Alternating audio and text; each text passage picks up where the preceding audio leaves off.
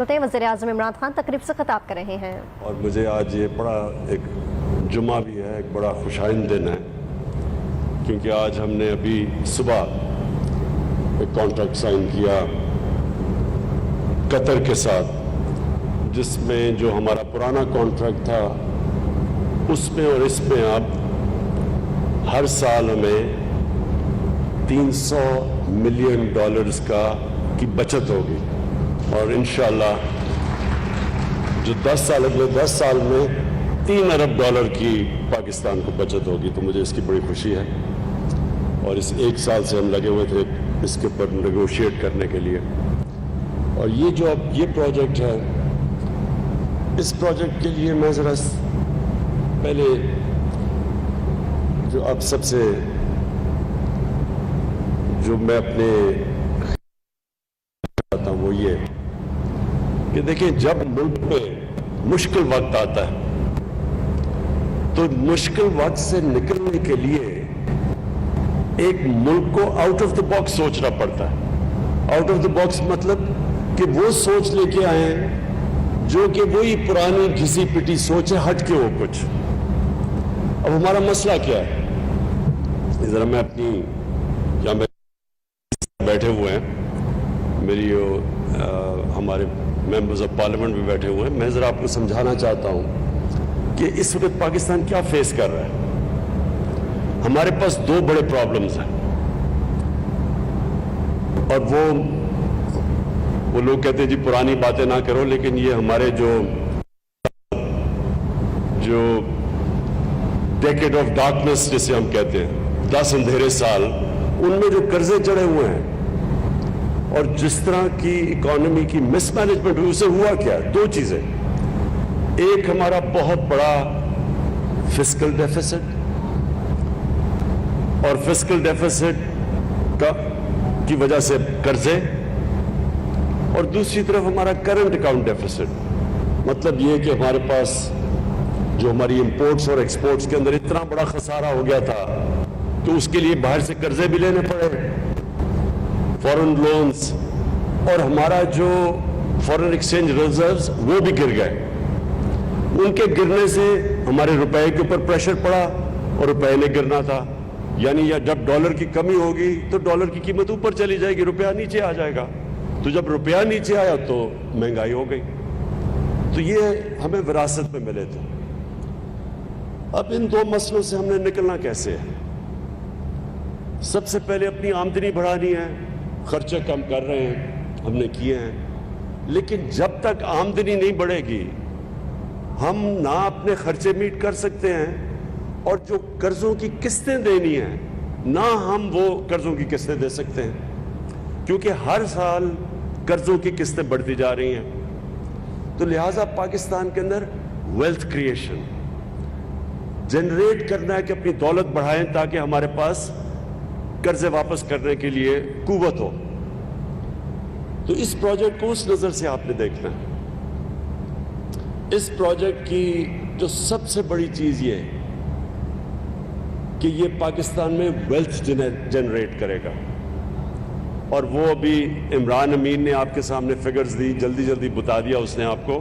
میرے خیال میں آپ کو سمجھ نہیں آئی کہ یہ جو پروجیکٹ ہے یہ کتنا پیسہ جنریٹ کرے گا پنجاب گورنمنٹ کے لیے، پاکستان کے فیڈرل گورنمنٹ کے لیے، ریلویز کے لیے، اور سی اے کے لیے۔ جو پہلا فیز ہے، پہلے فیز کے اندر 1300 ارب روپیہ 1300 ارب روپیہ جنریٹ ہوگا پہلے فیز میں، جس میں جو فیڈرل گورنمنٹ کو ٹیکسز پہ ریونیو ملے گا وہ 250 ارب ہے، اور اس کا جو دوسرا امپیکٹ پڑے گا وہ بھی نہیں، آپ میں رجسٹر ہی نہیں ہوا، کیونکہ یہ اس کو ڈی نوٹیفائی کیا جائے گا as an airport, Walton airport denotify ہو جائے گا۔ اس سے یہ ہوگا کہ یہ جو گلبرگ مین بولاوارڈ، فیروز پور روڈ، ادھر اس وقت ریسٹرکشن تھی، بلڈنگز کو اوپر جانے نہیں دیا جا رہا تھا، کیونکہ اس ایئرپورٹ کی وجہ سے وہ فلائی زون میں آ جاتا تھا۔ جب یہ ایئرپورٹ ڈی نوٹیفائی ہوگا تو یہ سارے علاقوں میں، اور یہ سینٹرز ہیں ہمارے، یہ کمرشل سینٹرز ہیں، مین بولاوارڈ، فیروز پور روڈ، سارا گلبرگ، یہ اکنامک ہب بن سکتا ہے کیونکہ یہ پھر اوپر جا سکیں گے. تو اس سے دو فائدے ہوں گے. ایک تو جو ہمارا اب جو لاہور ہے یہ جو پھیلتا جا رہا ہے، اس کو روکنے کے لیے تو ورٹیکل اوپر جانا پڑے گا. کیونکہ لاہور جب میں بڑا ہو رہا تھا تو لاہور تقریباً زمان پارک پہ ختم ہو جاتا. اس کے زمان پارک کی یہ سارا گلبرگ وغیرہ، یہ ہم ان کو دیہات سمجھتے تھے، کھیت کود تھے یہاں سارے. تو یہ اتنی تیزی سے پھیلا ہے کہ اس کے بہت وہ منفی اثرات آگے سامنے آ رہے ہیں. سب سے پہلے پانی کا، بہت بڑا پانی کا مسئلہ ہو گیا. وہ واٹر ٹیبل نیچے جا رہی ہے اور بھی تیزی سے نیچے جا رہی ہے. دوسرا، جو سارا لاہور کا سیوریج ہے وہ جا رہا ہے راوی کے اندر. جب راوی کا سیوریج کا مطلب کہ وہ سارا نیچے سندھ تک، اس سارے شہر کا سارا سیوریج نیچے جا رہا ہے، جو کہ پانی کو بھی خراب کرتا ہے. کئی لوگ تو دریا کا پانی پیتے ہیں نیچے. اور دوسرا، واٹر ٹیبل بھی وہ بھی کنٹامنیٹ ہو رہی ہے. اور جو راوی ہے وہ جب سردیاں آتی ہیں تو وہ جب سکڑتا ہے تو وہ بالکل ایک سیوریج کا نالا بن جاتا ہے. تو وہ ایک ایشو. اور جتنا آپ کا شہر پھیلتا جاتا ہے اس کو آپ فیسلٹیز ہی نہیں دے سکتے. نہ آپ ان کو سیوریج سسٹم دے سکتے ہیں، نہ پانی دے سکتے ہیں، اور جو بھی آپ امیونٹیز دیتے ہیں ان کا خرچہ بڑھتا جاتا ہے. اس لیے دنیا میں ماڈرن سٹیز اوپر جاتی ہیں. اور پھر یہ جب والٹن ایئرپورٹ ڈی نوٹیفائی ہوگا تو یہ سارے علاقوں کو جب اجازت یہ کمرشل سے اوپر جانے کا، تو جو انہوں نے ایسٹیمیٹ کیا ہے، اور عمران میں یہ چاہوں گا کہ آپ یہ میڈیا کو بریک ڈاؤن دیں، یہ ایسٹیمیٹ کرتے ہیں کہ اس کا کمرشل ویلیو جو ہماری ویلتھ جنریٹ ہوگی وہ 6,000 ارب روپے ہو گئے.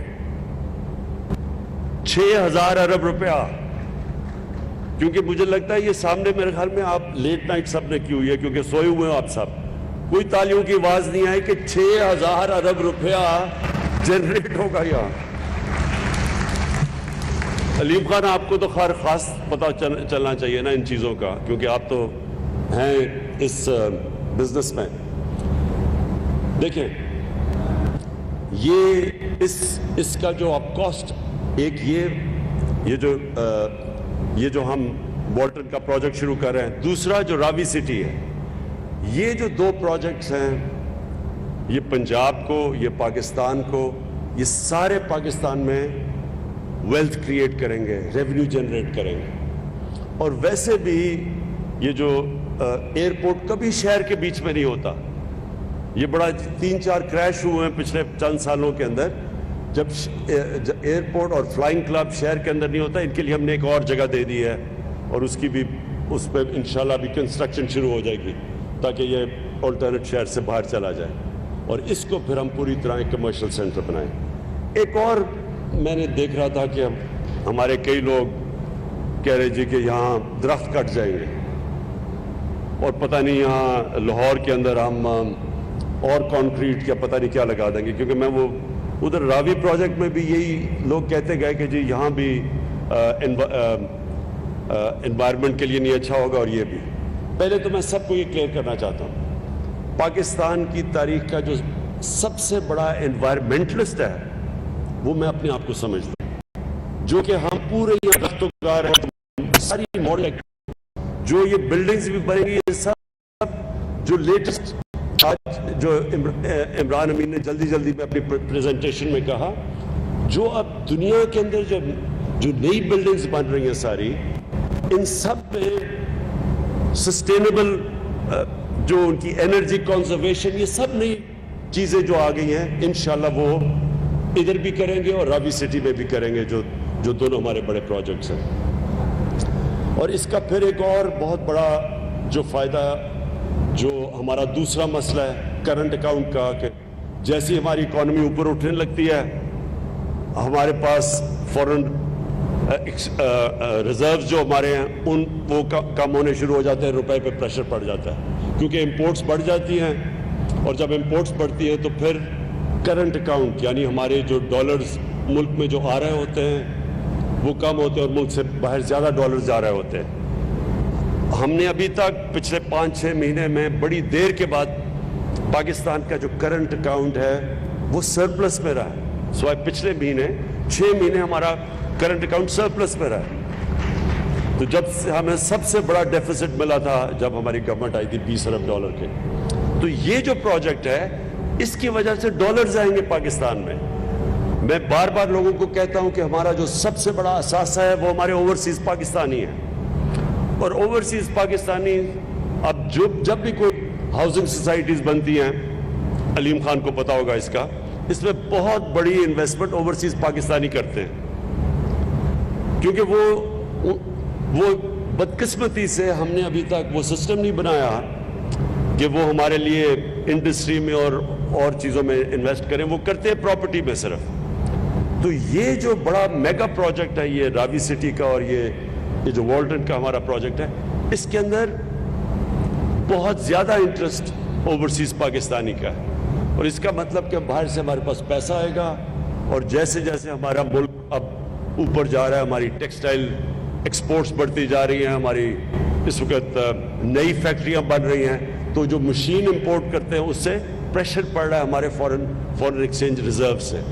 इसलिए भी ये प्रोजेक्ट बड़ा इंपॉर्टेंट है, क्योंकि इसकी वजह से डॉलर्स आएंगे और हमारा फिर जो हमारे रुपए पे प्रेशर। मैं जो उस्मान बुज़ार ने अभी बातें की उसमें सिर्फ एक और चीज़ टच करना चाहता हूँ, जो हम एक नया पाकिस्तान प्रोजेक्ट है हमारा घरों का, अफोर्डेबल हाउसिंग का।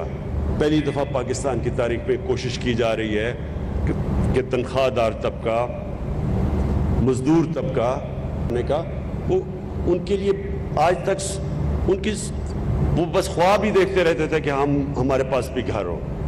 तो ये पहली दफ़ा पाकिस्तान में कोशिश की जा रही है। इसमें हमने बैंक्स को इन्वॉल्व किया है, इसमें हमने बड़ी मुश्किलों से जो एक कानून था फोरक्लोजर लॉ, वो पता नहीं कितनी देर से फंसा हुआ था, वो कानून आज पाकिस्तान में फोरक्लोजर लॉ का कानून आया, इसलिए बैंक्स भी अब इसमें आ चुके हैं, और हम पूरी कोशिश कर रहे हैं कि अब बैंक्स को इनकरेज करें, क्योंकि उनको अब तक आदत नहीं थी कि छोटे लोगों को कर्जे देने की, बैंकों को कोई आदत नहीं थी।